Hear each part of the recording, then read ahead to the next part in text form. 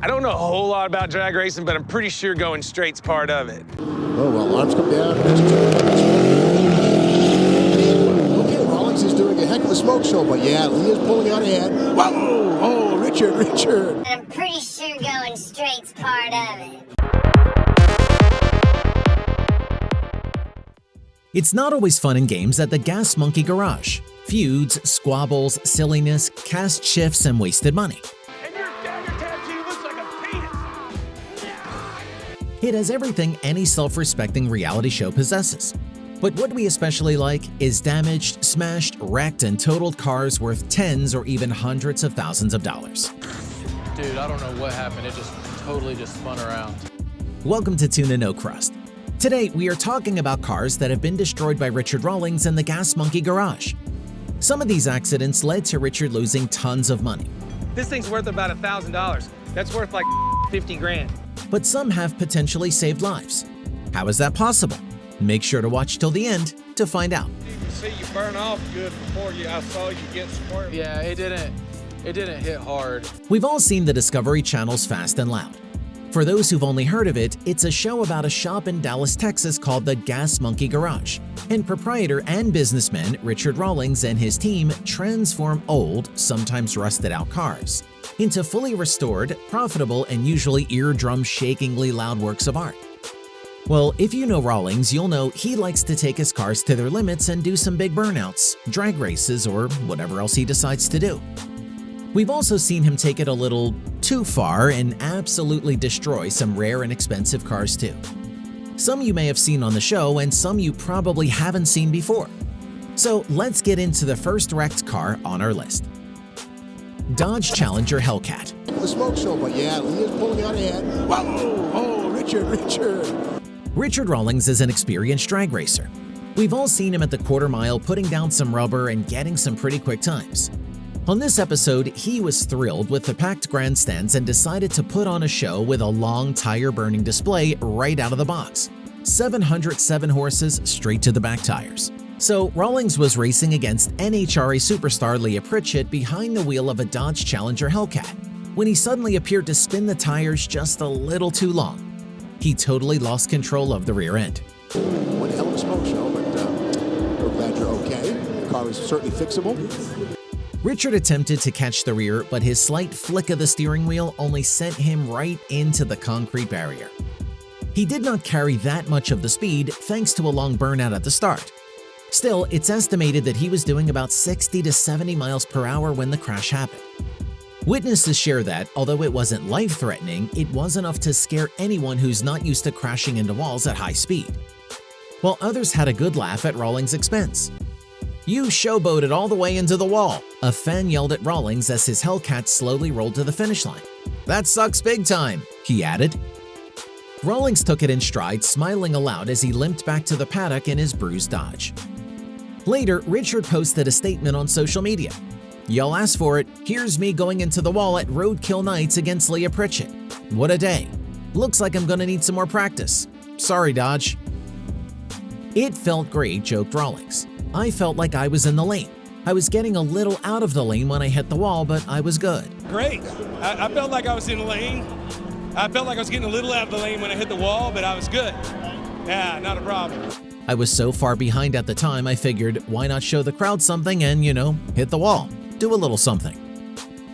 One thing's for sure, Rawlings took the crash with pride. Far behind at the time that I figured why not show the crowd something, hit the wall, do a little something. Mega Race Dodge Challenger.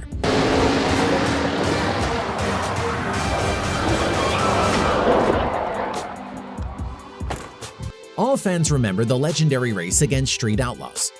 Richard's Gas Monkey team built a mean Dodge Challenger with everything to make it fast, including a Brad Anderson-headed Hemi with a supercharger between the fenders.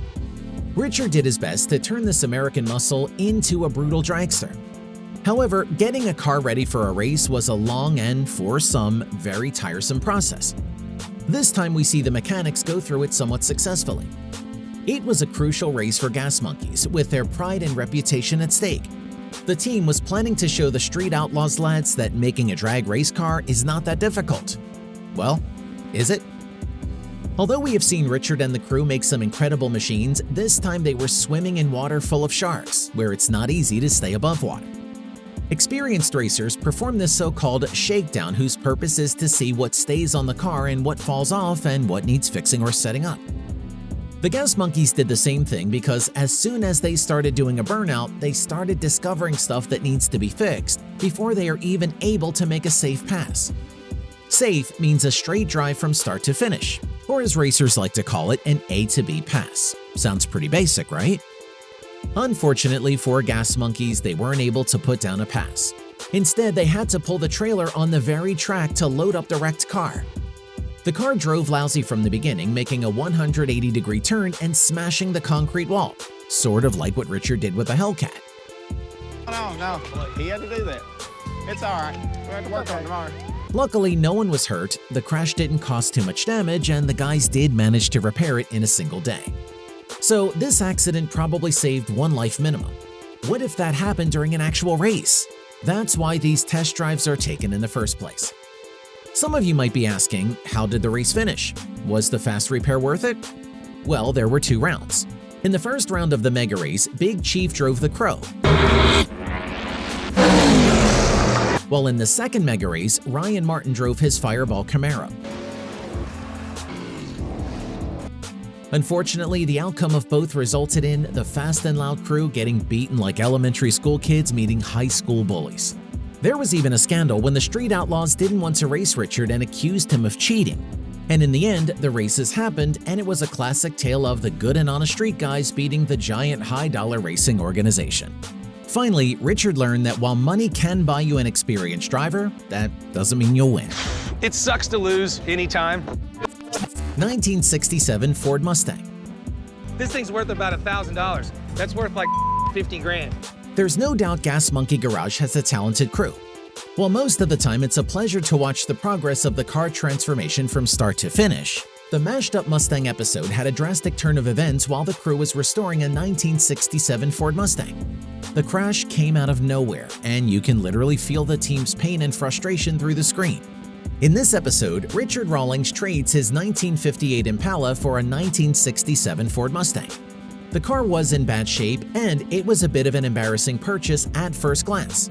However, with the support of Aaron Kaufman and the crew of pros, they took this rundown muscle car, gave it a second life, and topped it off with a flawless black paint job. Everything was completed, and the car would turn into a pretty sweet paycheck for the shop. That is, until Aaron gets a phone call while the Mustang is out on a test drive. Immediately, Aaron and his camera crew rush to a Gas Monkey accident scene. With everyone on the show confused about what is happening, it's eventually clear that the Mustang was involved in a crash. You could see the natural concern in everyone's faces, no acting at all. The camera then turns to the smashed car, and Richard paces around in disbelief. As they began discussing what happened, it does become apparent that the Mustang was not at fault. It was making a left turn on a safe green arrow when a Chevy truck drove through the red light and hit the car's right front fender. We were at the light in front of the restaurant, my daughter and I, and we saw the truck run the red light and hit the black Mustang. So I went over into the parking lot to make sure that everyone was okay. The situation changed from bad to worse as more details started to unravel. The crash was so powerful that it actually bent the frame of the '67 Mustang, literally totaling the freshly restored car. This car has some pretty extensive frame damage. I don't think it's even repairable. While that sounds unfortunate, what made matters even worse was that the Chevy truck driver did not have any insurance. That meant that the lucky loser driver would get off with a ticket for no insurance, while Richard would be stuck with the entire bill of his car. Richard's frustration came out like a storm as he called out the other driver on camera. Richard shouts about his damaged car, to which the Chevy driver replies, "What about mine?" Haha, what a joker. You don't have any insurance, not even liability. They're gonna total my car. Richard goes mad and informs him, "This thing is worth about $1,000. Mine's worth like effing 50 grand. This thing's worth about $1,000. That's worth like 50 grand. And because you're with me and you ain't got any insurance, I'm gonna be the one that pays." This turn of events left us pretty bummed out. Luckily, the fellas included their other Pontiac Formula 400 project on the episode to bring the mood up a little bit. It was an upsetting moment in the show and everyone felt a little sadness for Richard. But in the end, that's what the show is about, right? You can't get massive paychecks every time. We need drama. So what do you think? What was the most dramatic car crash? Share your opinion in the comment section. Don't forget to like, share, and subscribe so you don't miss an upload. Who knows, we may even make a part 2 of Richard Rawlings' biggest crashes. Check out our Crusty Musty merch store and get 10% off everything. Just use code TUNA. Link will be in the description below. Thank you for watching, and we'll see you next time.